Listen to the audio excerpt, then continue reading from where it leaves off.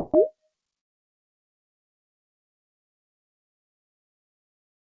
morning, everyone. Please confirm if you can hear me. Can someone confirm? Okay, okay. Thank you very Hear much you. for the confirmation. To the Muslims in the house, I say Don't think Assalamu you can hear me. alaikum wa rahmatullahi Huh? wa barakatuh. Join the meet. So I welcome you all to this great event that promises to be informative and beneficial for every one of us. It is a privilege to be part of this great event. My name is Abijola Ahmed, and I will be your moderator for this event. Firstly, we want to thank the management of EDC for organizing this event.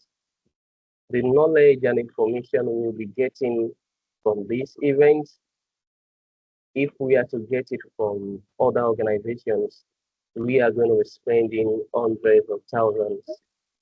So, but in EDC, we are customer centric. We put our customers in the center of all what we do. And that is why we are Where did you see it? organizing this event free for all our customers. So in this event with us today, we have invited great and erudite scholars to come and take us on the subject matter to provide clarity to some of the misconceptions we are having on the subject matter. And the theme for this event is Sharia governance and investor confidence in volatile markets.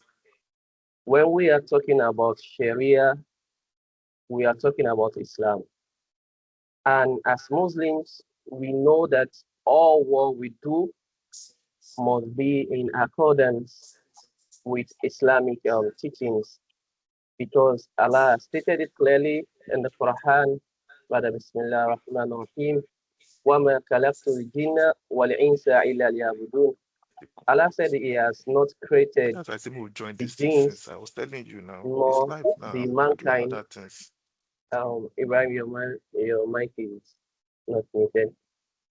Allah said He has not created the jinns nor the mankind except for them to worship Him.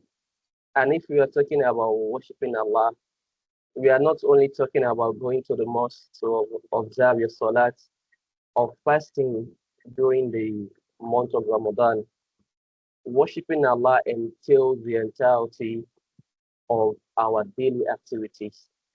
And that is why even our financial investment is not left out of worshiping Allah. We have to be sure that all what we do, all the financial investments we are making is in accordance with the Sharia of Allah. And that is why, as Muslims, we have substitutes to most of the conventional investments we have in the financial industry today. And these substitutes are actually better and gives even certainty on return on investment better than even the conventional ones. And this is part of what we'll be discussing today. We have experts in the house to answer the questions we'll be having. We have the Q&A box. So if you have a question, you can drop it in the Q&A chat and they are surely going to answer all your questions. So before we continue further, I will call on one of our colleagues, Ismail Olufowobi, to introduce to us who we are at EDC and also acknowledge and recognize some of the management staff presently on the call. Ismail, are you with us? You are muted if you are talking. Yeah, thank you so much, Mr. Ajijola Ahmed. Thank you, everyone that has joined the call today. My name is Ismail Olufowobi. Before I proceed fully to introducing who this is, let me acknowledge the presence of our MD in the person of Oluwayemisi Ogumola. She's on the call. We also acknowledge our external speakers, the two Alhajis who are experts on this call, Alhaji Oshodi and also Alhaji Ahmed. We welcome you to this call. My name is Ismail Olufowobi. I think my job is well cut out for now. It's just introduction of EDC and who we are as a business. As you all know, our parent company is ETI, EcoBank Transnational Incorporated, and EDC is the investment and asset management arm of the group. Most of the EcoBank that you know as an affiliate, we are also an affiliate of the business as well. But EDC is not just fund management business, and that's why I will quickly introduce some other business that we have in the group. We have our stockbroking arm. For those of us that are on the call who have stockbroking needs and or you are looking at a brokerage business, we have EDC Securities. We have our nominee business as well. Perhaps you are looking at a custodian for your fund or any business that our nominees can handle. We have our nominee business. We also have our investment banking. Perhaps you have a company, you're looking at expansion, looking at getting maybe getting opening a credit facility to the public, or you are looking at merger and acquisition. These are the things that we do. It's not like I'm leaving the best for the last, but I work with EDC Fund Management Limited. We are the fund management arm of the investment group, and basically we are regulated by Security and Exchange Commission to manage mutual fund or contributive investment schemes in the likes of money market fund, dollar fund, equity fund, balance fund, and most importantly, the fund that we'll be talking about later in this session, which is the halal fund. We also do portfolio management businesses for those of us who we want to have PMS. I think that's where I will stop in terms of introduction. On the other side of the presentation, I'll be glad to present our halal fund proper after we've heard from the expertise. Thank you, Mr. Ajijol Ahmed.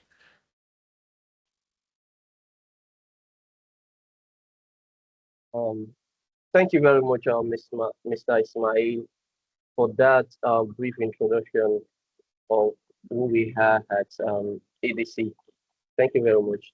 In today's section, we have some objectives that we want to achieve. The first objective is to understand the concept of Sharia governance.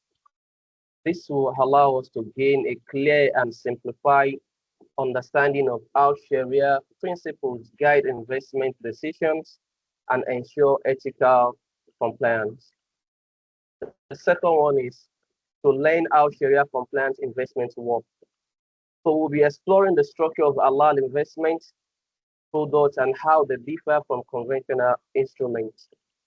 Another objective we'll be looking at is to unlock powerful insights on how Sharia governance drives confidence in uncertain markets. The fourth one is discover proven strategies to protect investments and manage volatility effectively. The fifth one, learn from experts on building trust through transparency and ethical compliance.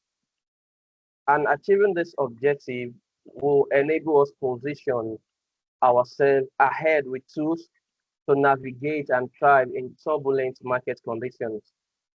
Today, we'll also be leaving the floor open for questions and engagement with the experts we have in the house so that we can get clarity on common misconceptions and practical concern around Sharia compliance investments. So these are what we want to achieve today.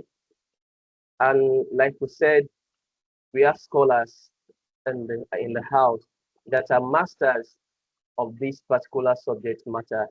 They are here to answer all our questions and to provide clarity to any misconception we are having.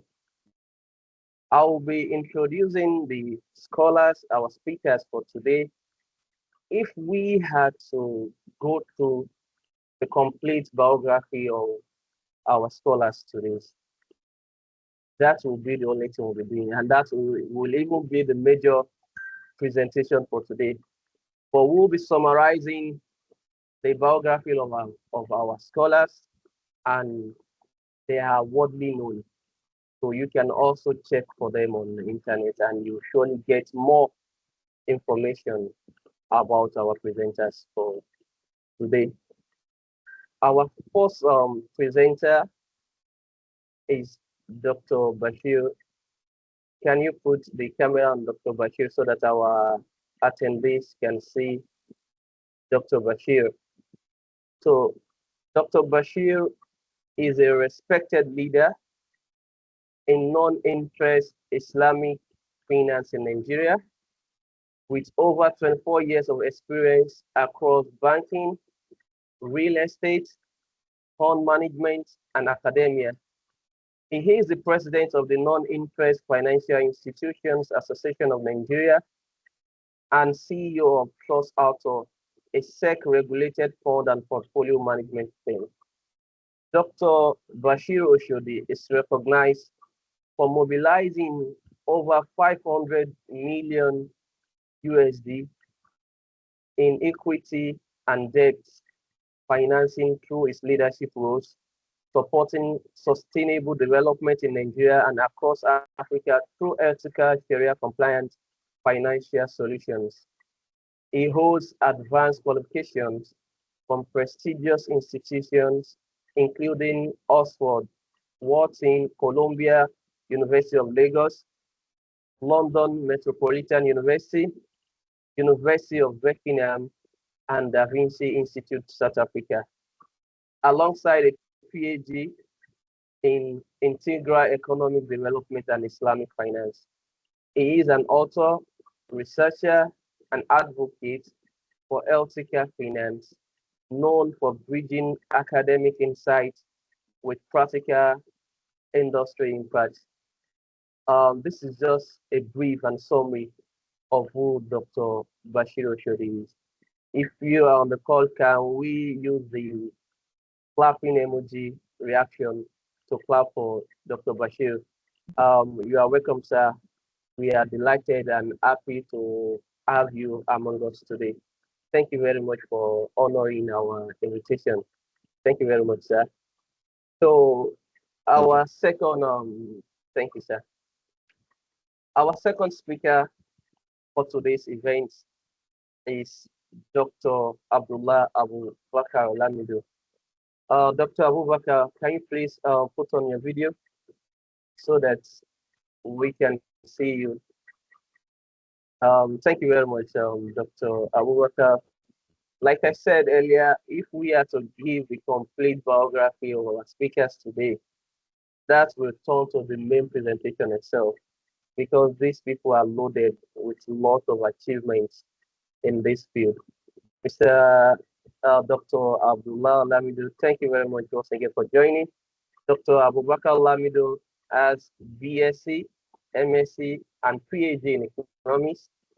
He's a lecturer, researcher, development specialist, trainer, consultant. Can you please put the focus on Dr. Abdullah so that our attendees can see him? So he's a lecturer and researcher, development specialist, trainer, consultant, and a business leader. He taught economics at Gombe State University from the year 2006 to 2014 before joining the International Institute of Islamic Banking and Finance, Bayero University, Kano, where he currently serves in the Department of Economics and as a resource person at IIIBF. He is also Director of Training at the International Institute of Islamic Thought and Vice President of the Islamic Finance Scholars Forum of Nigeria. He serves on the boards and advisory committees of several institutions, including Darul Halal Certification Limited, Essence Capital Limited, Merit Capital Limited, and Bayan Microfinance Bank, and is part of the Nigeria National Halal Economic Strategy Implementation Team. He previously held national leadership position in the Muslim Corpus Association of Nigeria and the Muslim Student Society of Nigeria. Dr. Abdullah Lamido has consulted and trained for local and international organizations such as IFC, Tony Blair Institute, CBN, NDIC, Jais Bank, and others across Africa, Europe, Asia, and the Middle East. His expertise include Islamic economics, Islamic banking, and finance, Zakah and Waqfu, halal economy, entrepreneurship, leadership, and institutional development. Dr. Abdullah Lamido is a prolific scholar. He has published about 40 academic articles, contributed in lots of book chapters, authored 3 books, and founded the Zakah and Waqfu Foundation Gombe, one of Nigeria's leading Islamic social finance NGOs. This is just a brief about Dr. Abdullah Lamido. Thank you very much, Doctor, for being part of this event.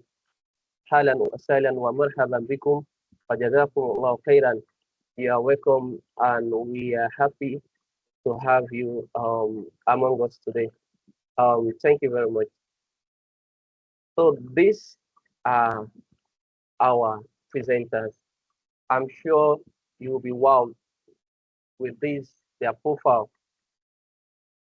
They are indeed that loaded. And I'm confident that we are not going to be leaving this event the way we had before the event, because we are going to be getting lots of information and beneficial knowledge surrounding Sharia governance and investor confidence in volatile markets, so that we can know and decide on how we want to go about our investments, especially as Muslims that want to invest. And all these investments are not just for Muslims, they are just compliant with Islamic principles. If you look at them thoroughly and the benefit they have, even non-Muslims are also benefiting immensely from all these investment instruments. Anybody on call today will surely be happy that he is part of these events.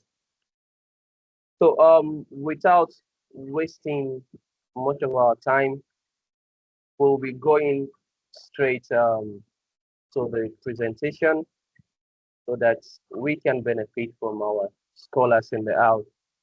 And we'll be starting with the first speaker, which is Dr. Bashir Oshodi. We'll be doing the first presentation. Dr. Bashir, you are welcome once again. Thank you very much. You have the floor, sir. Okay, thank you very much. Good morning, everyone. It's nice to be here. Thanks for inviting me.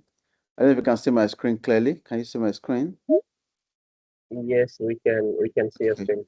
Okay, fantastic. Okay, so you can put it in presentation mode to make it a bit older. okay, to be bigger. Okay. So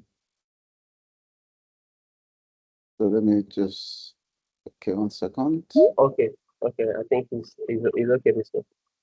Okay. So I'm just going to have just 20 minutes. So I'll run through the slides, if you know what I mean. Looking at Sharia governance and, of course, overall market confidence. Again, volatility is a normal thing, in the new world. I mean, it's been a normal thing, but it has become the normal even now, even before COVID. So every now and then there are spikes in the markets. There's volatility all the time. One government policy, either from the US or from Nigeria, spikes the markets, right? Causes some kind of tides, So how do we then ensure that governance, particularly Shariah governance, is able to absorb those forces that comes all the time, that will always come. There's what called predictable surprises. Predictable surprises. Surprises that will come, right? Regardless of anything. The surprise, the confirmation that rates will go up, right? Or inflation will happen, or take place, or stay for a very long time, or businesses will go down, right? So those things that we're sure that will happen, we call them predictable surprises. But you see, in the same vein, we can also then talk about predictable success, right? So in the middle of these volatilities, right, we then also ensure that we can sustain success, if you know what I mean. I'll try to use practical examples as much as I can. We're going to look at very quickly state of Islamic finance globally, locally, frameworks, Sharia frameworks, the volatility tests, confidence architecture, and of course, particularly technology. I mean, in the next 20 years, the world, the richest set of people and companies in the world will be those doing AI in the next 20 years from now. 20 years ago, it was said that those in technology will control global markets. So right now, from now onward, it's going to be those in AI, right? How can our Sharia governance, sustain that force? So I'm going to be looking at certain areas, crypto and briefly, of course, and also tokenization, all of these things. Very briefly, because again, in 20 minutes, I'm just going to, touch everything briefly. And of course, look at the roadmap, and then we can take some questions after that. Now, we've got our scholar there. I'm not going to bother to try to describe what Sharia governance is, but people always ask, what's the difference between non-interest finance and conventional finance? And so people go into loads of things, defining what it is. Non-interest finance is this, Islamic finance is that, conventional finance is this. But again, the broad difference between conventional finance and non-interest finance is Sharia. Sharia basically means Islamic law or rules, a way of life that guides finance.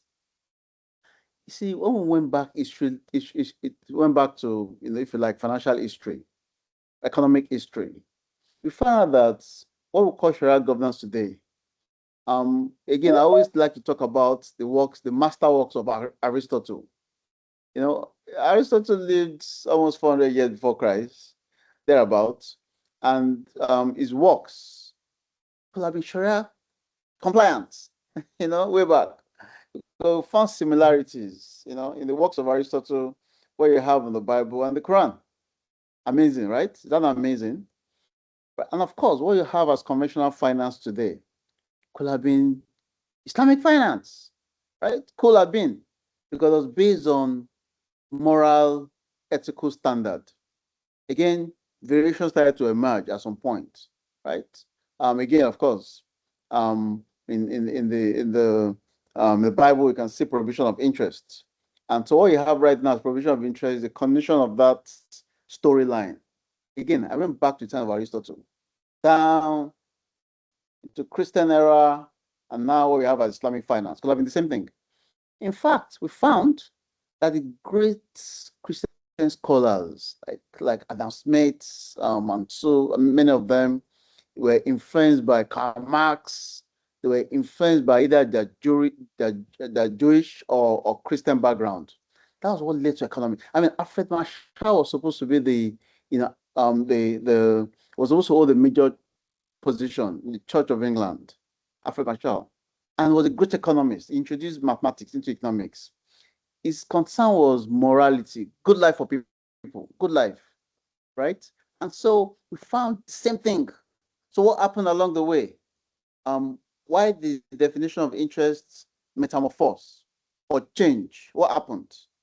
And we're not going to have time to go into those storylines, right? But again, the core difference between conventional finance and non-interest finance is Sharia, right? And just a thin line. And in fact, just a process. The process is my phone Sharia compliant. Phone, it's a phone. Is Sharia compliant? Is my bottle of water is Sharia compliant? Of course, it's Sharia compliant. If you sell cement, is Sharia compliant? It's Sharia compliant. If you build houses, right? Are they compliant? They're compliant. So what is not compliant? It is the process. It is the process that makes the buying and selling of this phone to be either conventional or Sharia compliant, right? And water. I want to supply water, right, to some outfit, a company, or for a party. The process of getting that water there, is it compliant? And so there's a thin line between what is compliant and what is not compliant. However, there should be custodians of this thin line. Custodians. Who should be the custodian of this thin line? Right? I go to the market, I want to buy nice turkey, looking very good, right? Turkey. You just want to buy turkey, I don't know how much turkey is now, just a piece, 5,000 naira, right? One turkey is not compliant. It's not allowed. While the other turkey, the same price, 5,000 naira is compliant. What makes one, they taste alike. They probably roasted them together, right? In the case of one, they just killed it or they injected it or something and it died. In the case of the other one, they called in the name of God, God is the greatest, and they killed it. That is what makes one compliant and one non-compliant. So if you're buying a phone, what makes a transaction? You're supplying 20 containers of phone from China.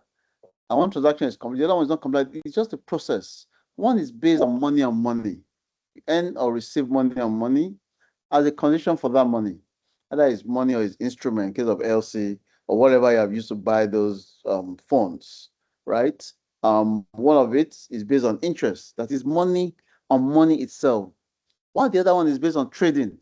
You can see there's a difference. In the one hand, in the case of the first one, you're giving out money and you're getting more money at the financial institution because I've given out money. So you make a spread on it. Spread is, let's say, 30%. However, in the second case, you're using a sale contract, a Muraba contract. You're buying, right, for the clients from China. We are using LC to buy it, as the case may be. You buy, right, and then you then sell it. You buy for, let's assume the container is, let's just keep it simple, $1 million. You buy for $1 million using the LC, and then you sell to the obligor, for $1.3 million. That's it. One is compliant, one is not compliant, just the process. So that process needs custodians, people that will ensure that you have complied with the process, which must be documented. How much more? While the goods is coming, it gets to the Strait of Hormuz, and then it's hijacked or it's blown up. How do you then solve that risk? Where it happens, or perhaps it actually got to Nigeria between the ports, Apapa port, and the warehouse in maybe along Ocean, the expressway. It doesn't get there. How do you manage our risk, Sharia-wise? Or in fact, there's no risk at all. You have issued a commercial paper, right, for less than a year, right? It's going on, everything is looking fine. And in the middle of it, there's a shock. Must you monitor the process? Or do you just issue a fatwa, a ruling, or Sharia certificate, and everybody goes to sleep? Oh, let's go and sleep. It's Sharia compliant already. Or do you monitor periodically, right? Have you done a nice real estate project out there in Victoria Island? Maybe it's to cook, a 3 years to cook, a 3 year mudarabas to cook, for example.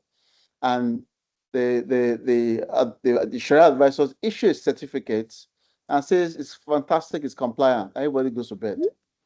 Now, within that transaction, monitoring is essential.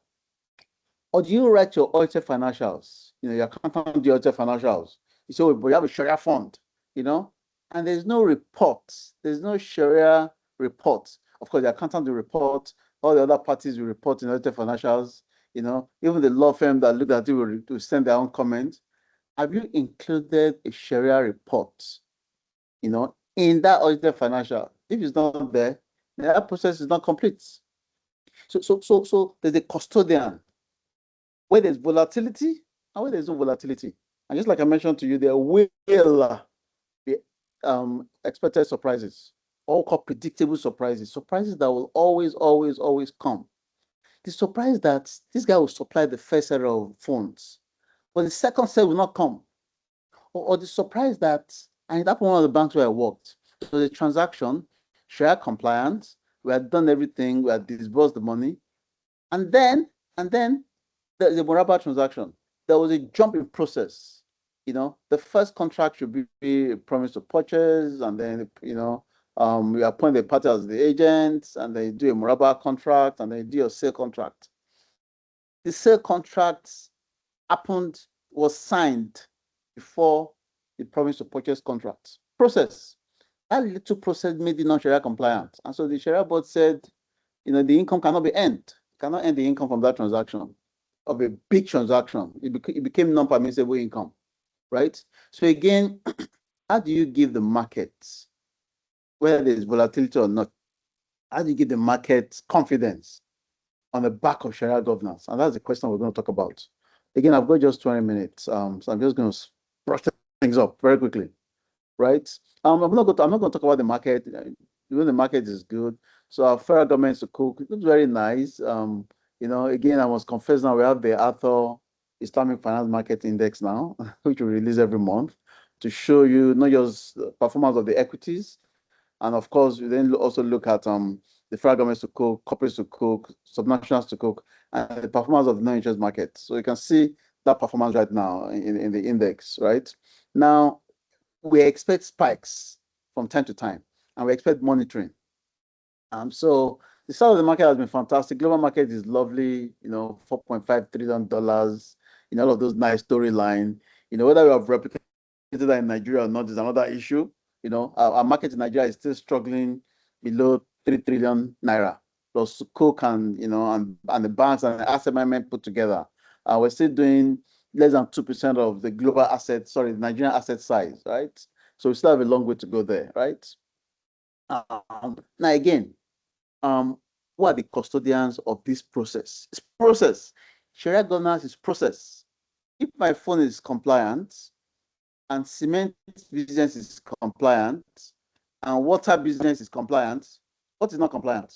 What is not compliant? Yes, when you take out conventional financial institution, ammunition, we produce ammunition in Nigeria. We take out tobacco, alcohol. Every other thing is compliant. But it's the process. If the process for buying cement is not compliant, then it's not compliant, right?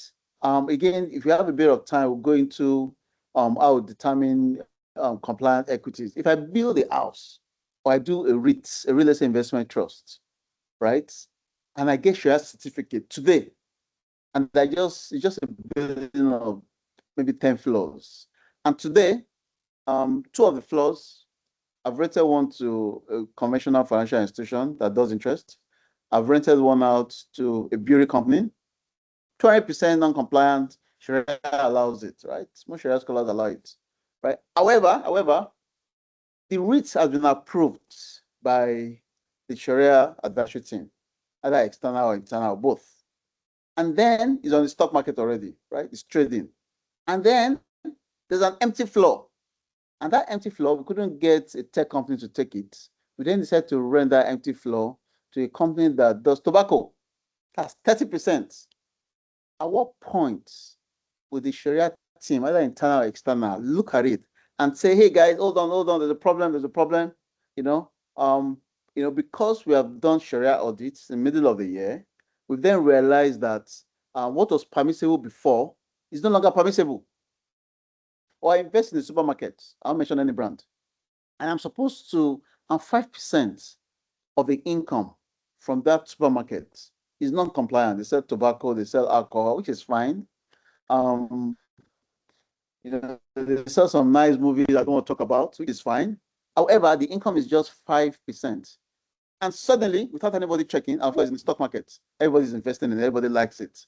And then behold, you know, new supply of NSE, you know, and the income from the sale of NSE and other alcoholic drink increases to 7%. It becomes non-compliant. But who is going to ensure the point where it becomes non-compliant? But let me give another example. You invest in a cement company, in stock market, cement for building houses, cement.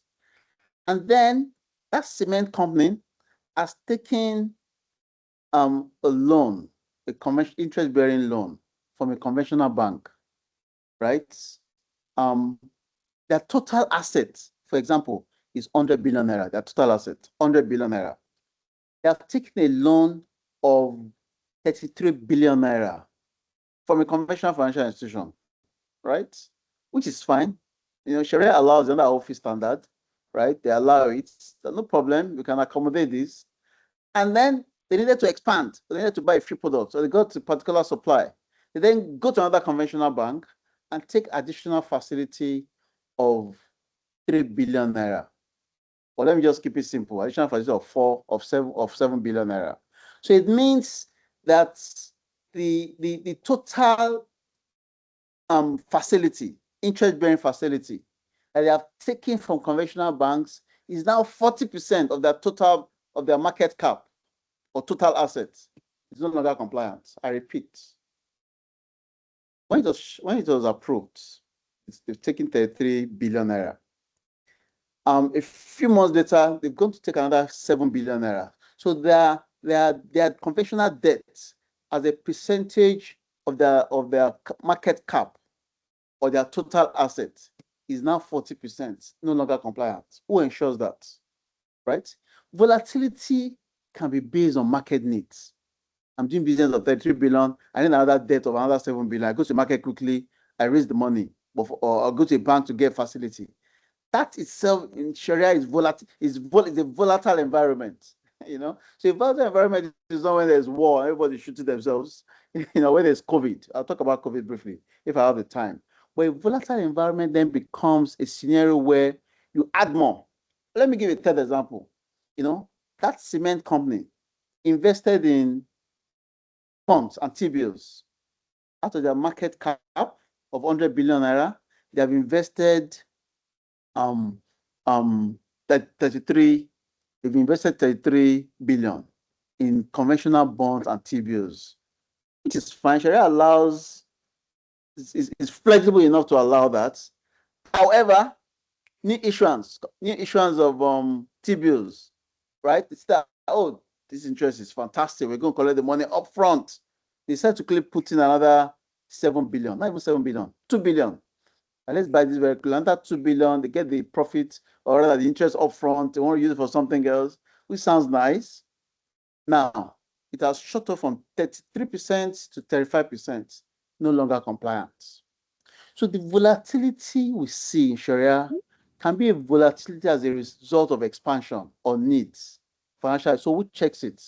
Advisory committee of experts, they're not even aware. Internal Sharia review team, yes, internal Sharia review team. So within the organization, there must be an internal Sharia review team as stated in CBN guidelines, right? Again, we all try to make sure we have it in-house, right? Yes, there's fatwa. Fatwa means ruling. Yes, there's ruling that is compliant. Yes, purification of account, everything. However, because of needs, things changed, right? How do you address that and ensure that there's consistent Sharia governance, right? So I give a typical example. Again, the issue is to cook right now in the market. It's Sharia compliant. Central bank approves it. You want PFA to put money, everybody puts in money, right?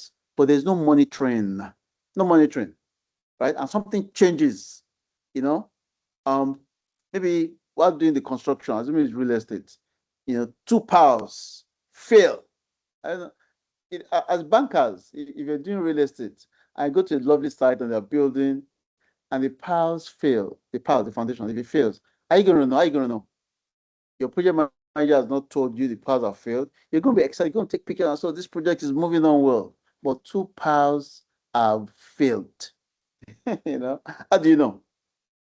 It then means that the money you have mobilized is not even enough for you to replace those parts or destroy the entire structure. This is what we have experienced before. Except the project manager, under the supervision of the Shariah team, also goes there to look at it and say, do you know what, guys? 2 parts have failed. Or price has increased. And so the amount we have said we're going to use for this structure is happening in one of the sukuk we did in Nigeria. They're supposed to build X number of structures. I'm not going to mention the sukuk, but you can guess right. And then, I think they're going to do about 22 structures. At the end of the day, in the middle of the sukuk, of the flag, hey guys, hold on, there's a problem here. We can't do more than 10, And everybody has to go back to the drawing board to say there's a problem, price overrun, price spike. We can't do it. So everybody has to go back to the drawing board, all the investors have to come together. That information must reach the investors, right? So that kind of spikes or the kind of volatility we're talking about, right? It could be price volatility, it could be political environment, it could be international problems, anything can lead to those volatilities.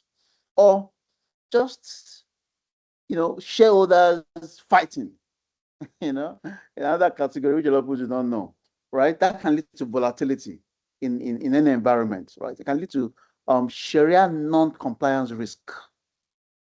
Now, so you have loads of regulation, I'm not going to talk about that. More recently, I must confess, FRC. 1 minute, sir. I have 1 minute. 5, we can, like 3 more minutes. Okay, that's still a joke. Okay, so FRC more recently set up a team of the best minds in Nigeria.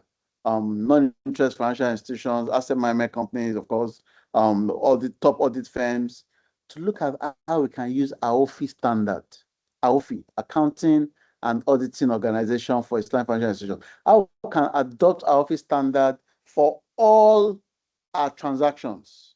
If you have a stain of non-interest finance, the idea then is that you must use our office standard. Yes, there's a regular standard that we use, the international standard. But the question then is, how do we then make everything Sharia compliant rather than use the conventional standard? That's how use our office standard.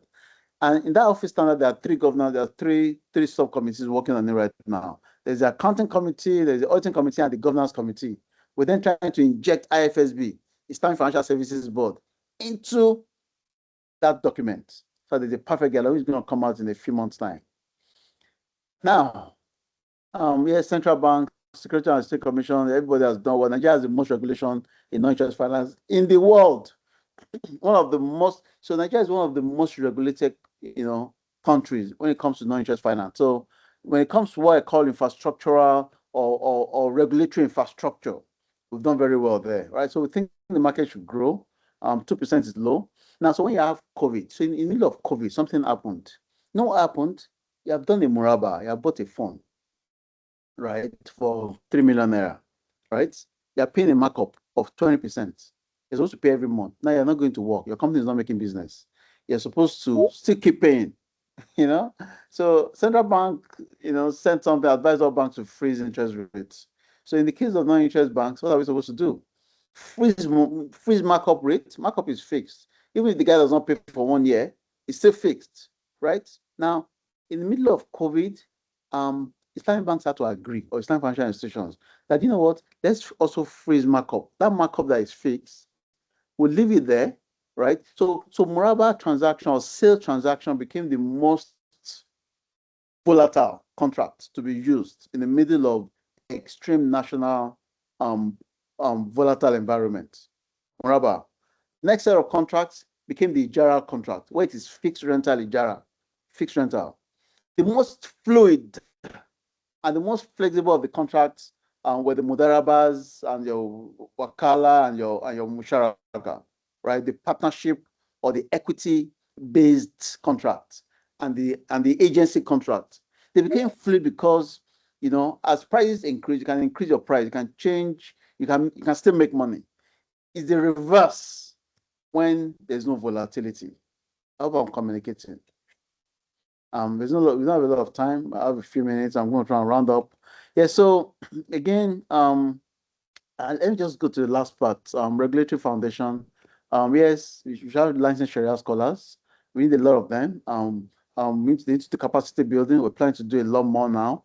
We used to do that in the past. Capacity build. I wouldn't call it capacity building because you cannot, for scholars, like, what do you mean you're building capacity for us? What we'll call it knowledge sharing among scholars. Knowledge sharing. How do we share knowledge so they can look at real life situations? A central bank sometimes release a compendium of Sharia decisions, right? And that should not really continue. We need to have those materials that can guide new scholars coming. Because again, if I want to do a Wakala transaction, I'm not supposed to take a guarantee in a Wakala, right? Wakala means agency contract, right? I'm doing oil and gas deal, or I'm doing some trade deal, is 5 billion naira, 5 billion naira, either it's a CP or it's a sukuk or whatever it is, or it's direct lending. I'm not supposed to take, I'm appointing the obligor, my agent, to go and buy these oil and gas. Of course, there's now the conflict from Dangote, which is a good one, right? Am I going to say because it's a wakala, I've appointed the gentleman or the gentle company as my agent, I'm just going to give them 5 billion and go to bed and go and sleep and be snoring on my bed? And then behold, it tells you that, oh, but this is the thing when it was coming from Momos. American fighters seized this. We've experienced it before on the IC around Benin Republic. Say, oh, but they seized it. Or no, it was Nigerian Navy guys that seized it. Hey, that story. So in a Wakala structure, even though guarantees are not accepted, we can then go to Sharia board and say, Sharia board, we have a problem, please, you need help. Can you allow us take a third party guarantee? Because it's a big chance. I'm not buying samosa for a supermarket. I'm not disbursing 5 million naira or 1 million. I'm disbursing 5 billion naira. Can you allow me to take a guarantee? So in extreme cases, under Sharia governance, when market is volatile, and when we envisage volatility, we go back to Sharia board and appeal, right? Or you have done an institutional transaction. That's a sale transaction, which is for construction. You have mapped your markup, right? Price has gone against you. Price. You have given the facility at maybe 18%. And cost of funds has shot up to 23%. You are carrying negative return on your books. Can you go to Sharia board and say, Mr. Sharia board, I want you to please allow me to reprice, even though repricing is not allowed for sale transaction. Sale transaction is Tisna, Muraba, and Salam, not allowed, right? Can you convince your Sharia board to say in the middle of this volatility of price increase as a result of whatever, I want an adjustment? Can you do that? Yes, you can do that, right? Of course, Sharia board will then advise that all the parties must sit. Meanwhile, your obligor is informed. Your obligor says, no, I don't want to stay with you. I'm not interested. I don't want to stay with you. And then you have to find a way to solve that problem. Now, I'll try and stop here. I can't cover all my slides. Blockchain, cryptocurrency, tokenization. How do we make these processes compliant? A lot of work is going there right now, but I think the best of the kind of work we should be seeing is where we implement these things, right? The faster we do that, the faster we capture the market, right? Again, is there a mal? Is that value in the crypto? Is that value? Does it have the backing of government, right? We know that sex position is not interesting, right? But does it have the backing? Is it a tender, a legal tender, right? Can it be used to finance things that are not good? However you want to define it, or defined by Sharia scholars, right? For digitization, have you digitized? Or does it just mean that you're just doing things on the phone rather than passing papers around? Or can we tokenize our projects? You see, I think the fastest way, not just the entire product and the process. So I think the fastest way non-interest finance can grow today is through technology. So it means that approval process and the expected volatility that should happen, right, when you put up a nice product, needs to be addressed in a digital format, including Sharia process monitoring. Must be addressed digital. So it means product papers must accommodate this reality. Again, I don't have a lot of time. I'm just going to run through this. So lastly, our scholars have a major role. Of course, the standards, again, I talk about if we're going to be using our office standard in the next few months. So it means we must understand how it works. So as a continuous thing, we need proper understanding of all of these Sharia governance beyond just the core international Sharia review team, but everybody, so that you can quickly feel. So when volatility, when you're faced with if you like, the lion of volatility, the lion coming. Let me address it before it gets to me. I think I'll just end there, and I'll probably take questions at the right time. Thank you very much.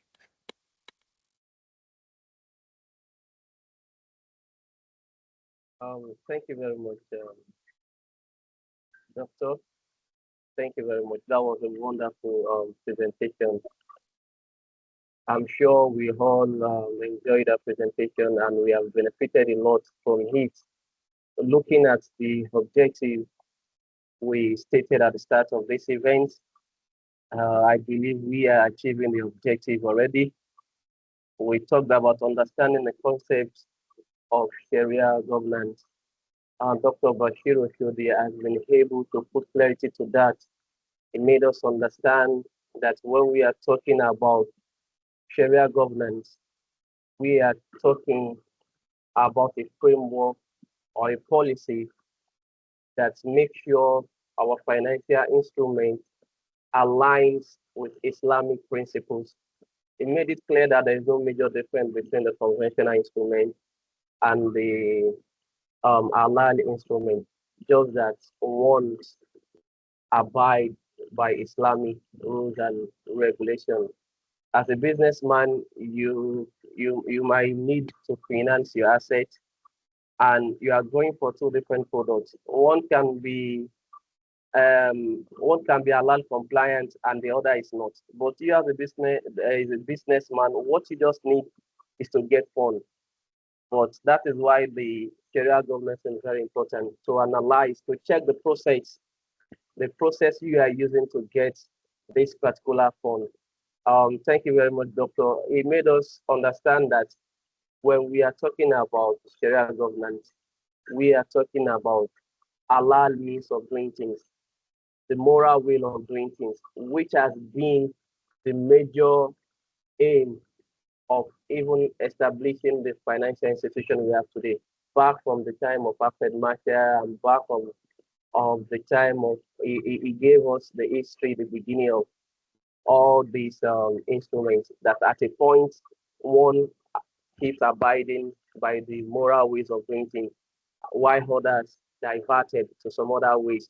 So there needs to be a governance checking this thing and making sure that your investments are on track. We thank you very much for that wonderful presentation once again. If we have any questions for Dr. Bashir, we should drop it on the chat, and we are surely going to read them out, and our question will be answered.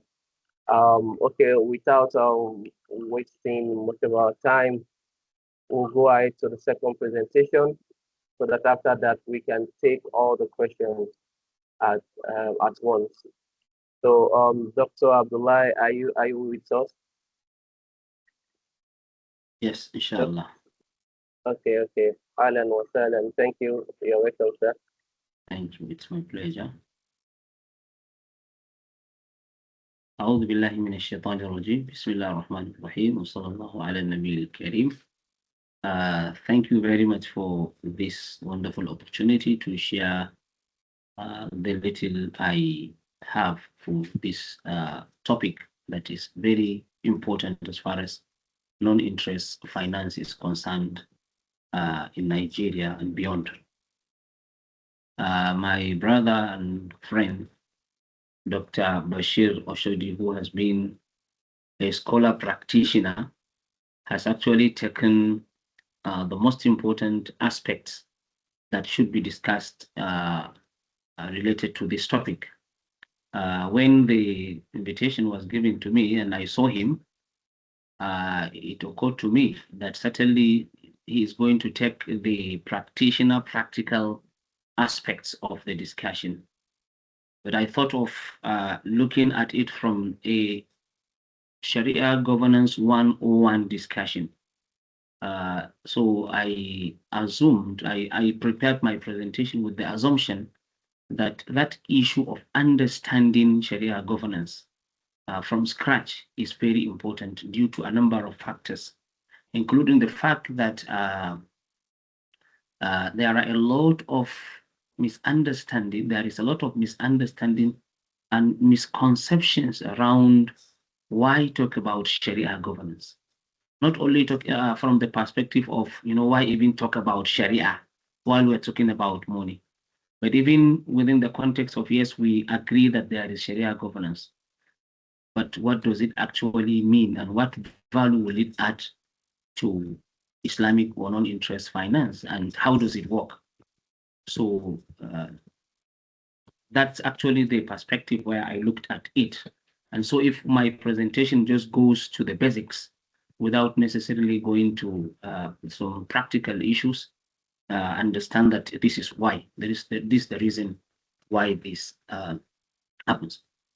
My central point is that robust Sharia governance is not merely a religious requirement, and which is one of the major misunderstandings and misconceptions in this regard. People ask, we're talking about finance, we're talking about money. Why do you bring the issue of religion? After all, money doesn't have religion. But then Sharia governance is beyond the issue of religion per se. It is a framework for strengthening investor trust and confidence. It is there, it is institutionalized in order to mitigate risk and, of course, enhance resilience, especially in volatile markets. So it's beyond just thinking about, sorry, I'm having, okay, mashallah. So why is it important for us to discuss this issue, especially within the context of investor confidence? One major dimension to this is the issue of market pressure. We live in, uncertainties within the financial sector. Inflation uncertainty. We also experience currency instability. We see how there are shocks in interest rates. Of course, geographical disruptions, liquidity pressures, and so on and so forth.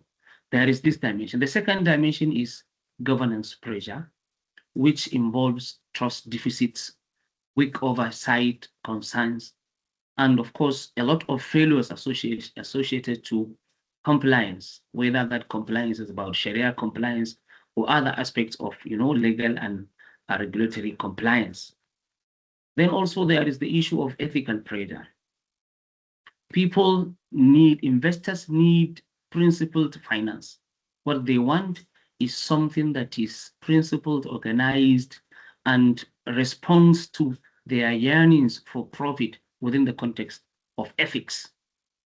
So there is also sustainable investing growth. People, are becoming more and more conscious of investing, and of course, there is a large number of people that are sensitive to investments that are against their faith, and so they look for faith-based or faith-approved ethical investments. And so we need to really discuss this, and within the context of this, we need to actually educate people about how Sharia, how and why Sharia governance will help in actually ensuring that investments flow and grow, and they give them the required profits within the context of their own ethics. Volatility exists, and we are talking about this within the context of volatile markets. Volatile markets are characterized by a number of features, including frequent price fluctuations, including high uncertainty and risk, including liquidity and confidence pressure, and of course risk and opportunity, emotional market behavior and other features within a volatile market. And so volatile markets test not only, investments, but of course many other factors. I mean, other things that they. Excuse me, I'm having technical problem moving, so that's why. Let me just a minute, please.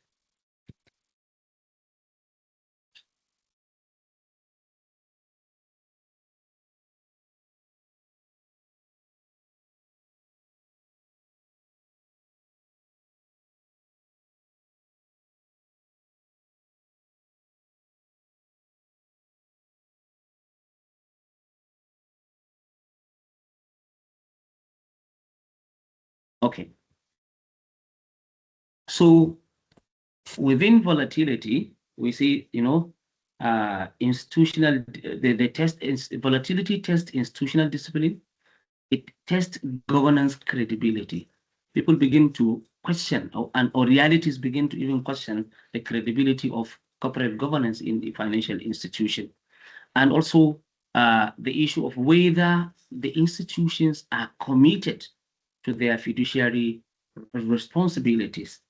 They represent investors in managing their funds with the goal of ensuring, safety of those investments and also profitability of those investments. And of course, investor trust resilience.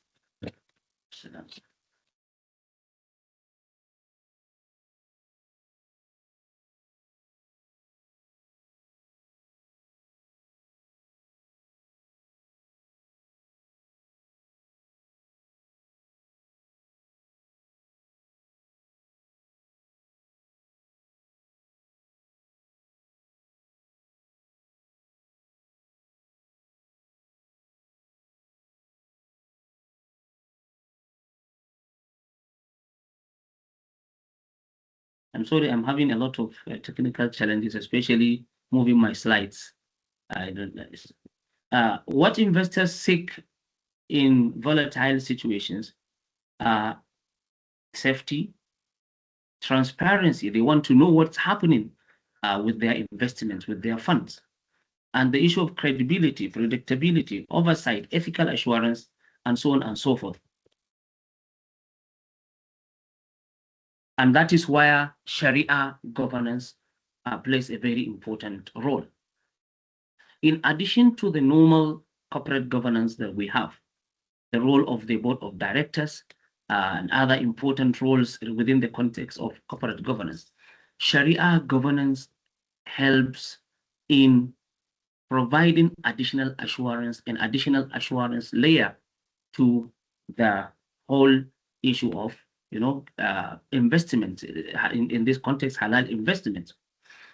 It gives confidence that your investments are Sharia compliant, and therefore so they help in ensuring that assurance. And then ethical risk controls and also independent oversight. Sharia governance provides independent oversight related to ensuring, Sharia compliance. And then it is in Sharia governance we find we have, a process that ensures product authenticity, that the products are halal, they are not harmful, because some of the products that Sharia is non-interest finance exclude from permissibility are not only because they are haram by the Sharia, but because of the harm associated with those products. And then Sharia governance also provides protection from Sharia non-compliance risk. So what is Sharia governance? When we talk of Sharia governance, we are talking about a system through which financial institutions ensure that all their products, their operations, their decisions comply with Sharia principles. Because as we said, Sharia compliant or non-interest finance is essentially Sharia compliant finance. So if it is Sharia compliant finance, then the process and procedures that ensure that Sharia compliance is established, all products, all operations, all activities are Sharia compliant, is what forms Sharia governance. And this is done through independent oversight, through review and accountability, mechanisms. The core components of Sharia governance include Sharia advisory. They also include internal controls, and then Sharia review of products, of processes, and transactions, and then Sharia audit and governance reporting, and we also have rectification mechanisms. So what distinguishes Sharia governance from corporate governance? In Sharia governance, in a non-interest financial institution, we have virtually all the mechanisms of governance, of corporate governance that are found in a conventional financial institution. So if you look at the issue of governance, we have board of directors in the conventional financial institutions. We also have this in the non-interest financial institutions.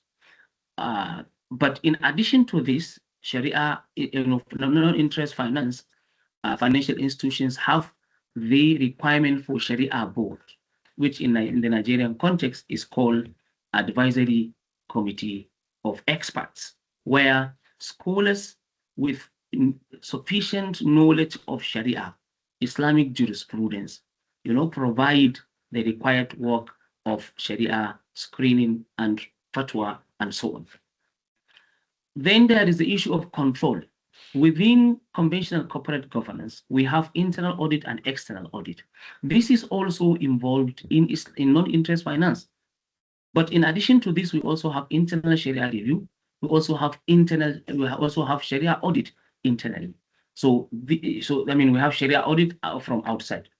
And then we also have on the issue of compliance, both conventional and non-interest financial institutions go for regulatory and financial compliance officers. They have either officers or unit or a department, as the IOFI and IFSB standards require. But in addition to this, of course, we have internal Sharia compliance officer or unit or department in the non-interest financial institutions to ensure Sharia governance. In relation to risk, we have risk management department within the institution. But in addition, we also have Sharia compliance risk that is also monitored within non-interest financial institutions. Now, one very important thing that I think I should add, because a lot of the things that should be said when it comes to the practical applications have been said by Dr. Bashir, are some of the misconceptions around the issue of Sharia governance. One of these misconceptions is that some feel that Sharia governance is merely about religious symbolism, as we mentioned earlier. But of course, what in reality is beyond that. It helps in providing robust governance. There is also the issue of, the misunderstanding that Sharia compliance limits innovation and returns. But in reality, it supports ethical innovation and sustainable value creation. Because when somebody looks at the way products are designed and developed and structured in Islamic finance, with the help of the understanding of Sharia, with the help of the Sharia contracts, one sees how creativity is used in order to replace, the non-interest elements in the contract that are used in conventional finance. If somebody, for example, if one looks at the way ijara wa iktina or ijara muntahiya wa bitamlik structured, one sees creativity in ensuring, that investments are established with profitability and risks are largely managed in this regard. That is what also, one will see when it comes to the issue of structuring of sukuk, how creativity is used, how various products, what various contracts are brought together in order to be able to construct something that is Sharia compliant, that is halal, and that is, of course, that helps boost the economy, but also generates profit to investors. So Sharia compliance does not in any way restrict innovation and returns. It actually even, in some cases, increases, the chances of creativity and innovation and boosting returns and avoiding, or helping in navigating volatile situations as it happened, during the economic meltdown and even during COVID-19 that the first presenter talked about. There is also the misconception that Sharia board only issues fatwa, but that is not the reality. And sometimes there is misunderstanding about what is fatwa.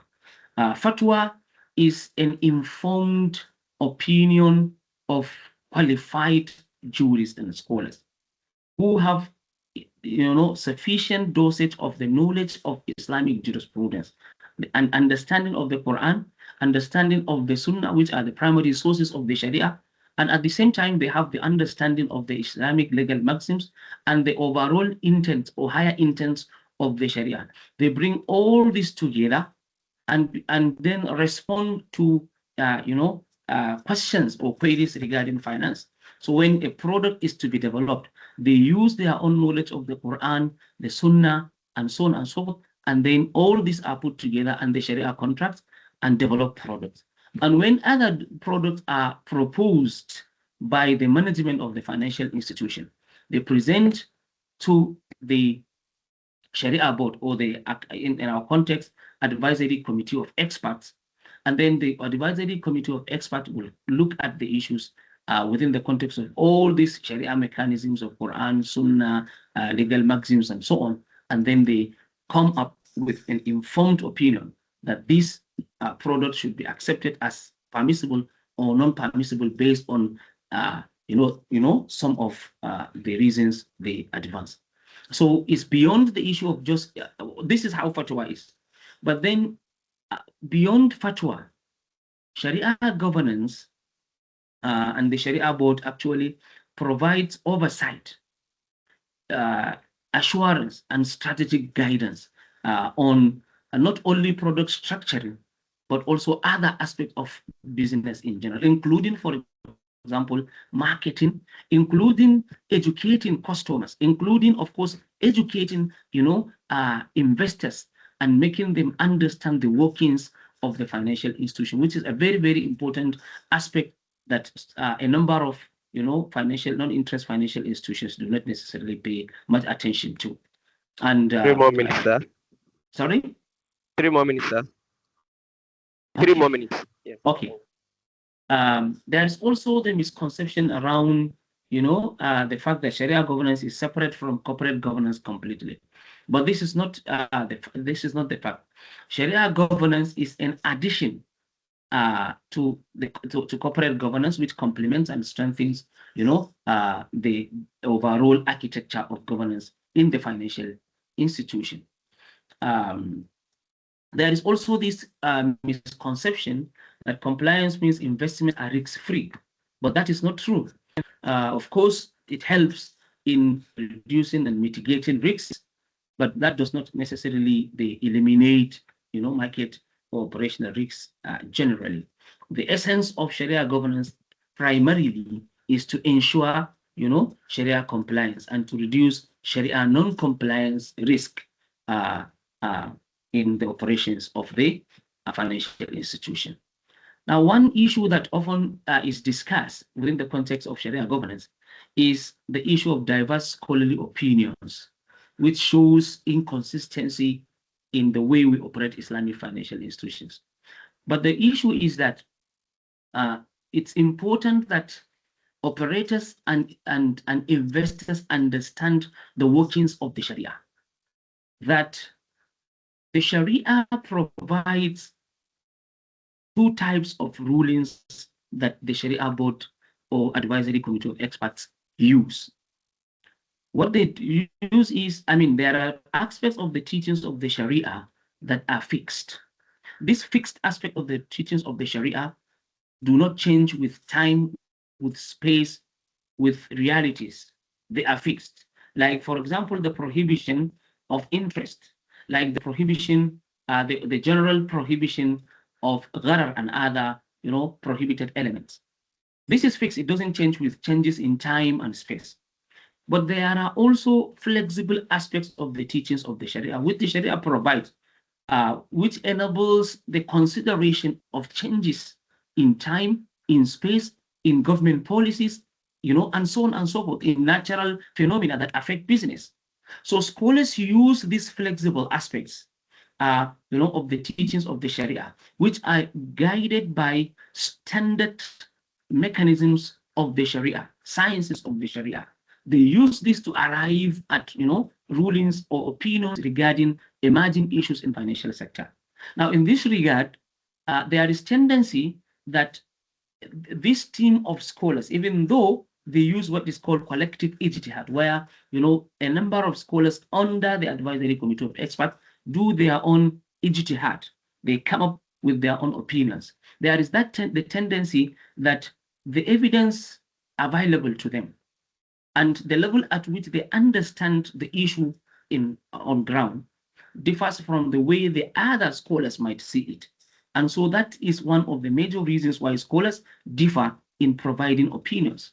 But what is important is that within the context of the teachings of Islam and Sharia, there is that allowance of divergence of opinions for scholars to be able to exert their own effort to come up with solutions and opinions and fatwas, which sometimes might differ from those of others. But that is one of the beauties of the Sharia, that it allows, for independent judgment by the qualified jurists to help in solving emerging issues in different contexts. So juristic diversity actually reflects that flexibility and depth. It does not in any way weaken, or express weakness in the whole Sharia governance process. And finally, there is the misconception that it matters only to faith-driven investors. And this is also very important. It's non-interest finance. It's not about finance for Muslims, even though the principles are drawn from the teachings of Islam, the Sharia in particular. But that does not mean it is for Muslims. It provides an opportunity for those who are looking for ethical investment, who are looking for profitable investments that are in line with the principles of ethics and justice and profitability and so on and so forth, and credibility and other important factors that they consider. So maybe what I will do, because as I said, a lot of what I should have said have been said by Dr. Bashir, is that maybe I conclude with this slide not necessarily being the last. Sharia board or Sharia governance is very important in boosting confidence of investors. What is important is for financial institutions to be interested in ensuring competent team of Sharia scholars. And this is very important because there are cases where you have non-interest financial institutions which have Sharia boards that do not necessarily in some quarters that do not necessarily have the required credentials and competence for the job, and that actually causes a lot of challenges of Sharia compliance, because in addition to what you have at the institutional level, at the financial institution level of advisory committee of experts, whatever they do, that is also supervised by the FRES, by the Financial Regulatory and Advisory Council of Experts of the Central Bank. So a lot of products might be rejected. In fact, there are cases where financial institutions, even though their products and procedures have been approved by their advisory committee of experts, but at the end, also, the CBN the FRES might reject it due to this, challenge that they have not done the robust the work that is required. So Sharia boards are very important, and having a strong governance helps, in boosting confidence in many ways for investors. It ensures Sharia compliance integrity. It strengthens governance and risk oversight. It protects the reputation and investor trust. If Sharia governance is done with the required transparency, with the required competence, with the required support and independence, and the judgments and rulings and the fatwas of the Sharia board are respected by the financial institutions, then there will be, confidence of, the investors that of course, there is no Sharia non-compliance risk associated with their investments. And that helps in even attracting more and more people to invest, especially those who are interested in, ethical investment. So it actually protects reputation. It mitigates Sharia legal and even operational risks by helping in preventing disputes, breaches, and regulatory exposure. And it also enhances stability and long-term confidence. My message, perhaps my last message will be that after thanking the organizers for the opportunity to encourage more and more of these types of interactions so that, investors and operators, investors and the managers of their investments will have wider understanding and better, conversations and helping each other in understanding what is in their investments for them and what are the issues and challenges around that. I'm sorry for the technical challenges I underwent. Thank you very much for the opportunity to share my little thoughts.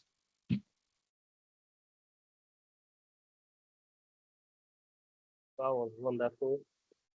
Thank you very much, sir, for that presentation.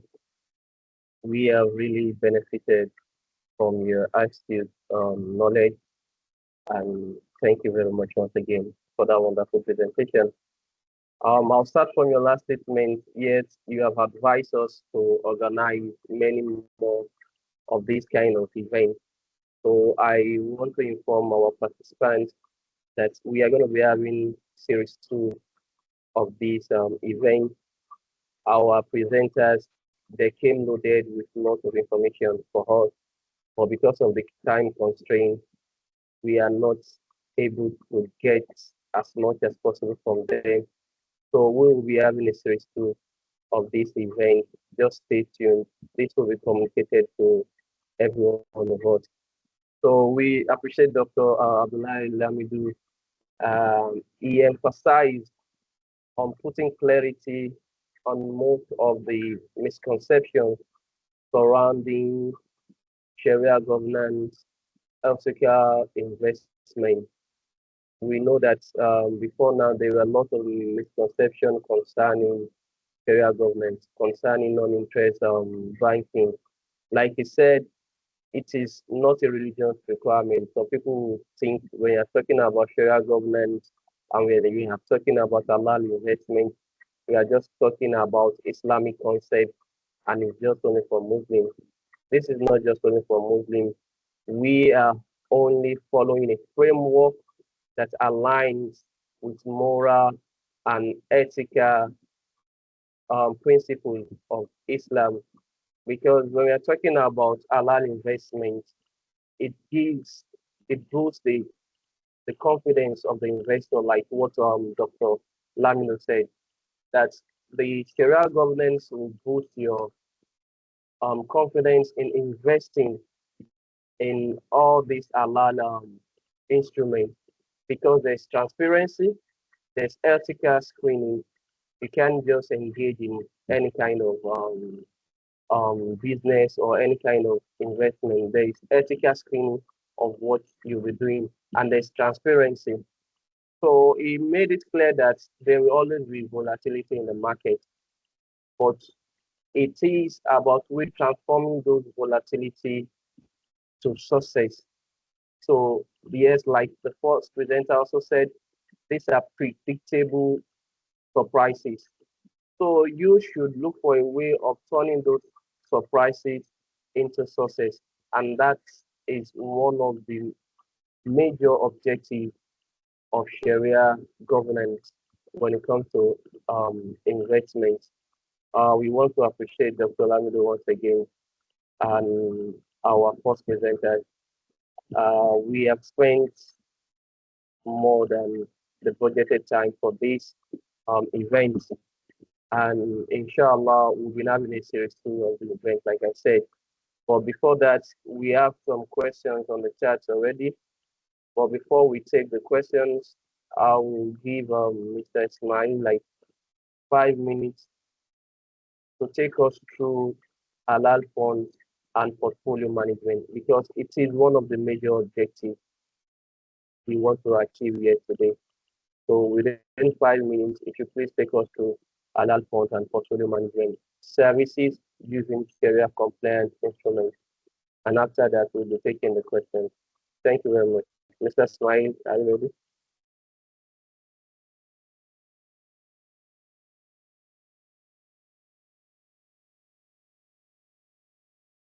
Okay, you are muted if you are talking. Okay, thank you so much, Mr. Adijola. Please confirm you can see my slide whilst I try to put it on slideshow. Yes, yes, I can see. I can see it. Okay, thank you so much for the opportunity. I appreciate the previous speakers. I've really learned a lot from them. It's been an educative session for us, and we hope everyone on the call can have that zeal now to invest in Sharia compliant instruments. Without further ado, I will just be talking about the Halal Fund, which is the main halal investment that we have at EDC Fund Management Limited, and also the portfolio management TMS scheme. But before I go straight into the modalities of the halal fund, firstly, why should we even invest in halal fund? I'm happy that the two previous speakers have said that it's not religious based. Everybody needs to invest in something that is ethical and that is ESG sustainable. We've seen even the United Nations talking about ESG sustainability. How much are you giving back to the space where we find ourselves? So if we are looking at investing in sustainability, something where you can say, okay, I came to this world and I'm able to give back to the world in my own little way, then you should be thinking about investing in ethical instruments. And one of it is the Halal Fund that we have at EDC Fund Management Limited. Number two is transparency. Both speakers mentioned transparency, even the moderator. Part of what we do at EDC is that on every Fridays, you get to see your statement of account to see, okay, what profit have I made on this investment, what is going on it. And as we said, we'll be having more of this session where we will have investors to be able to give feedback on the performance that they are seeing on the fund. We can also talk about the asset allocation in which we are investing this funding. So transparency is one of the reasons why you should also look at investing in the halal fund. And also asset-backed and real economy focused kind of investment is one of the reasons why you should invest in the halal fund. For the Muslim that are on this call, there's an hadith that say, in the hereafter, we will all give account of how we made our wealth. And it's not just how we made it, how you even spend those wealth. We'll give account at the end of the day. So what assets are you actually investing this fund in? These assets that you know, and hereafter you can say, okay, this is what I invest my fund in, this is how I made my money. And as it is now, every one of us should be looking at how we will be cleaning up the monies that we have. In terms of cleansing our wealth, a large fund is one of the ways we can do that. For example, at EDC, one of the major assets in which we invest the halal funding, it's the Sukuk bond. We all know what Sukuk bond is meant for, especially in Nigeria. For those of us that travel a lot via road, you will have been seeing those signage that will say this road was constructed by Sukuk 4, it was constructed by Sukuk 5. So that is what the government majorly use Sukuk bond to do, construction of road. And there is an idea that say if you remove an obstacle for people to be able to pass freely on the road, is a form of giving sadaqah, is a form of giving back to the society. So we can now look at this and look at how we'll be able to say, okay, this is where my fund is going to, and you are very confident I'm investing in something that is halal compliant. Diversification is another thing. For those that want to diversify their fund, perhaps you have fund in other conventional instruments. You are looking at diversifying, you can look at halal fund, or you are just looking at diversifying using the halal fund alone. Because if you invest in halal fund, technically you've invested in varieties of assets, the sukuk bond that I mentioned, and some selected stock of organizations that we know are fully halal compliant, and also competitive performance. It's gone are the days when we will say we do not have enough assets to play around, and that is why we see halal instruments or halal investment struggling in this part of the world. But honestly, there have been improvements in the previous years, and we've seen that play out in the recent times. If I told you that if you had invested 1 million in halal fund in January at EDC, because year-to-date performance is around 12.42 as displayed on the screen. And what that means is you've gained in terms of profit 220,000 on that alone. So you can see there are actually opportunities, there are competitive return on this one. If we analyze this 12.2, 12.42 ceteris paribus till end of the year, that's around 52% profit that you are making on an investment. So you can see that you get good return on this fund as well. Affordability is another thing. So for those who will not be able to invest directly in some set of assets, perhaps investing directly in maybe sukuk bond, which some organization will say minimum entry amount is maybe 50 million, or even the conventional one, treasury bill 50 million, commercial paper 5 million. If you're unable to invest in that directly, why not look at the halal fund in terms of affordability? Minimum entry amount is just 5,000 naira. So just imagine investing 5,000 and you are earning around 12.42 in terms of performance, 54% analyzed return if things remains the same. So even most of all these conventional instruments cannot even compete this fund. So in terms of how the fund actually works, I want you to mirror how you will probably operate your savings account. The days of 5,000, it's an open-ended fund. That's what I'm trying to explain. So you can add up to it at any point in time. The days of 5,000, the days of 10,000.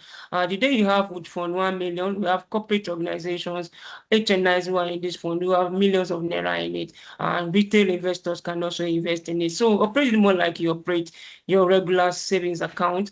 Although there's a minimum holding period of 90 days. So what that basically means, let's say you start today and you fund today, we advise that you stay for at least 90 days before you start requesting for the fund. Because if you come in within that first 90 days, technically you are telling us to break some of the assets in which we've invested this fund in. And if we should do that, there will be a charge that will be passed on us. So definitely we'll have to share it amongst us and we, the asset manager, and you, the investor. It's not like you cannot withdraw within that 90 days, but if you come within that 90 days to withdraw, there will be a penalty that will pass on you. But after 90 days, you can withdraw at any time. You can add up to it at any time. It's not an investment that is tenor that will say you have to stay till 1 year or 2 years before you start earning returns. Return is immediately. In fact, we pay dividend on the profit you made semi-annual. So twice a year, we do profit distribution on this fund. So if you are an investor that is looking at diversifying, you're looking at something that is ethical, you're looking at something that aligns to the doctrine of Islam, we advise that you do the halal fund. In terms of redemption, if you need your fund, if you send a request to us very early in the morning, we can promise that same day you get that fund. More often than not, customers are paid same day. So it's an investment that is highly flexible, highly affordable, and also give you that comfort of where your money is being invested in. For those of us that would like to onboard immediately, you can scan the QR code that has been displayed on my screen, just so you can get onboarded, and our RM, customer care team, will reach out to you. If you will need further consultation, a customer service email, and also phone number, WhatsApp number is displayed on the screen. Also, you can reach out to any of the harem that we have their name displayed on the screen as well. We'll be looking forward to hear from each and every one of you, and we are here to guide you through your onboarding and your investment journey with EDC. On that note, I say thank you so much, Mr. Adidul Ahmed. You can take it up from there. Thank you so much.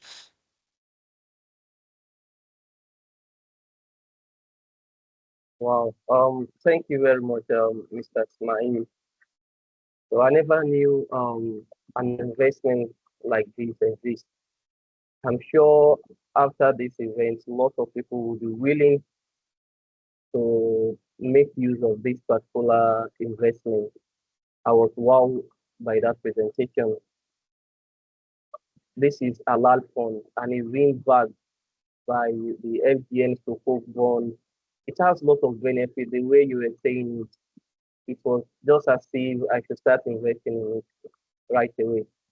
So, and this is an opportunity for our customers to invest their money in this particular instrument.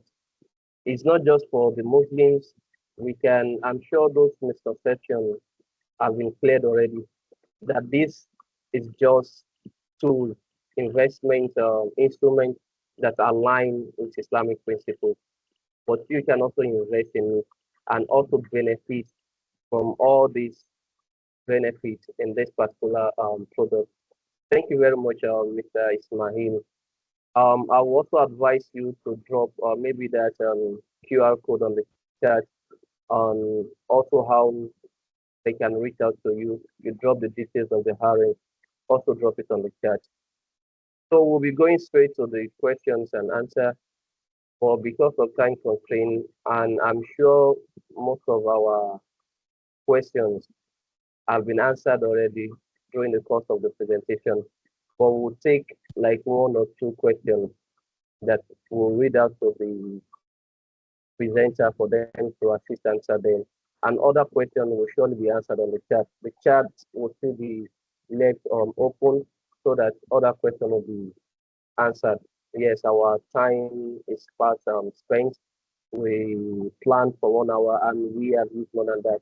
But we promise you that we are going to be having a series two of this great event. Thank you for that. So the first question I'll be reading now is just to go to our first presenter regarding business expansion. Is it permissible under Sharia principles for a business to obtain financing through conventional banks? Would you please clarify that aspect? Yeah, thank you very much. That'd be nice to just say no. Everybody will go away. And so the answer is no. But it's also nice to say that there's a smart way around it. But I'm going to give a typical example. The Prophet Sallallahu Alaihi Wasallam, let me go to classical hadith now. Hadith basically is a biography of the prophets. Prophet was head of state, commander in chief of the armed forces. But he decided to go and borrow, or he decided to go and buy food from a Jew on credit. The Jew said, what, I must collect your armor. The armor they used in fighting war. So the prophet gave it as collateral. And on the back of that, Sharia scholars will say, oh, you must collect collateral. But that's not even the point. The point is that the Jews generally, even way back then, were dealing in interest. They were doing interest-based transactions. They're doing transactions that were not in any way compliant. But the prophet, as commander-in-chief, thought, I want to demonstrate something. So he went to buy food on credit. He didn't have to buy food as the commander-in-chief, So in other words, the transaction between the prophet and the Jew was compliant. Whatever the Jew was doing, the prophet didn't have any business with that. So look at the Sukuk market. 80 to 85%, well, I would say 90% of those that buy federal government Sukuk are conventional institutions, conventional, right? So it means that you can get conventional money into into the Sharia basket. How are you going to do that? If you want to do a transaction, you can decide to do a nice Sharia compliant CP, commercial paper, or a Sukuk. The conventional banks will put money in it. So that's a smart way to go around it. So you cannot go there and collect interest-bearing debt, right? And so you use instrument that Sharia compliant that then allows the conventional institutions to put in money. That's the answer to that question very quickly. I know you referred to just one or two, but I'm going to quickly take the remaining ones very quickly. I can see them here. Somebody asked a question around the difference between so what was that question? As for the slide, can I have the slides? There's a question around how do you differentiate maybe what's the clear distinction between Sharia and ethical investment? Now, if somebody produces cocoa, right, and use child labor, children, under 10, under 15, whatever, picking the cocoa and planting it. The company that produces cocoa out of Europe can say, oh, it's unethical, so we're not going to deal in that transaction because you're using child labor, or somebody does, produce for the top brands out of North America, They produce from Bangladesh, right, or Far East Asia, and they are doing forced labor. That is, they put women in a room, they lock them up. There's heat, there's no fan, and they're producing under that condition, right? The company out of North America can say no, it's unethical, so you can't buy the product. It doesn't matter whether the fund they're using to buy it is interest based. So the way you define ethical products is quite different from the way you define Sharia compliant products. Sharia compliant products are basic, they're very clear. No interest, no uncertainty, no gambling, no unethical concerns, right? And of course, Sharia scholars can then define that scope for us further. So that's it basically.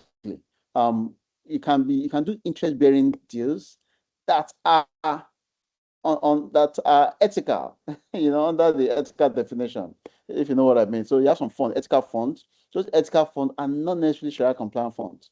Every time you have something that's Sharia compliant, is always ethical. Every time you have ethical stuff, doesn't have to be Sharia compliant, right? There's another question around I'm just saying the REITs. So in REITs, non-permissibility can be up to 20%. That's what Sharia scholars globally have accepted. Non-permissibility, that is 20% of the real estate can be used for transactions, can be used to, you can rent to conventional institutions, conventional financial institutions, you can rent it to alcohol company, tobacco company, those that sell arms, all of that. 20%. If it's more than 20% non-compliant, except in the wisdom of the Sharia board, says, do you know what? Because it's 21% or 22%, we'll allow it. In the wisdom of the Sharia board, they can allow it. In the wisdom of the Sharia board can also say, do you know what? In our own organization, it shouldn't be more than 15% or 10%, right? But global standard, Malaysia, most countries, GCC, they allow 20%, right? The CBN can say, hey, 10%. We don't want more than 10%. Yeah. So that is a function of it's a function of what the Sharia board or the interpretation of the Sharia board, right? But 20% is like the global average. We talk about business expansion. Can you regarding business expansion, is it possible under Sharia for business to obtain financing from conventional? I talked about that. You can do it in a smart way. How do you shift from conventional bond to Sharia compliance bond? If you're just gonna buy Sharia compliance, just gonna buy sukuk, However, just like the way you can convert a conventional bank to a non-interest bank, it also means that when there's a bond that you have issued in the market, right, even before maturity, you can sit the practitioners, the experts together. If you want to convert your bond into a sukuk, that can be done. It's not been done in Nigeria before, but it's done in other jurisdictions, other countries. So you can actually convert that bond instrument, if I understand your question, into a sukuk. All right. Alternatively, you sell the bond and you issue a sukuk and put the money in a sukuk. That's another smart way around it. I thought I should take those questions quickly. These are the questions I can see here. I can maybe one or two I've missed. I don't know, but I'll just stop there for now. Thanks. Thank you very much, Dr. Bashir, for answering those questions. I'm sure those that ask the question, they are hoping with your answer. Thank you very much. And I think you have even answered all the questions. So, and you answered them briefly because we intended answering only one or two questions. Thanks for that. So, right away, we'll be going to the next thing on the agenda, which is the closing remarks. And we'll be having that from the MD EDC Fund Management Limited, Madam Oluwayemi Ogumola. Thank you very much and welcome, ma'am. Thank you, everyone. As we conclude today's session, one message stands out clearly. Sharia governance is not just a compliance requirement. It's a strategic pillar for sustainability, for building investors' confidence, particularly in this volatile markets. Good afternoon, everyone. My name is Yemisi Ogumola. Firstly, I want to say a big thank you to our distinguished speakers, Dr. Oshodi and Dr. Abdullahi Lamido, for sharing their valuable insights. My colleagues who organized these events, thank you. You guys rock. And most of all, to everyone who dialed in today, you could have been anywhere else. We deeply appreciate your participation in this webinar. In times of uncertainty, investors are not looking for returns. They're seeking trust, transparency, and ethical assurance. A robust Sharia governance framework provides exactly that. It reinforces discipline in investment processes, it strengthens risk management, and aligns financial activities with values that promote fairness, accountability, and long-term sustainability. For the institutions, this is a call to action to clear, embedding strong governance structure, ensuring credible and independent Sharia oversight, and communicating clearly with the investors. For we, the investors, it's a Sharia compliant solutions continue to demonstrate that ethical investment and strong performance can go hand in hand, even in the face of market volatility. As we move forward, let us see Sharia governance not as a constraint, but as an enabler of growth, credibility, and enduring investors' trust. Thank you once again for your participation, insightful contribution, and commitment to advancing ethical finance. We look forward to continue this important conversation. Have a pleasant day and stay well. Thank you.